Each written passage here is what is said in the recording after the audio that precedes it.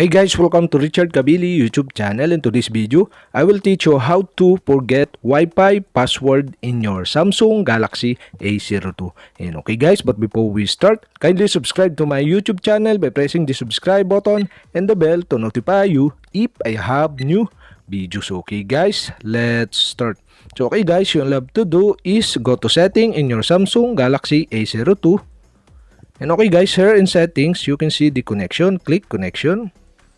And okay guys, here in connection, you can see the Wi-Fi. Okay, you'll have to do is click Wi-Fi.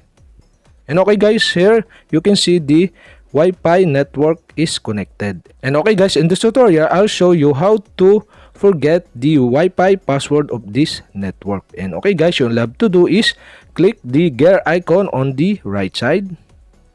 And now here you can see below the forget or delete icon. And okay guys, you'll have to do is click the forget button below.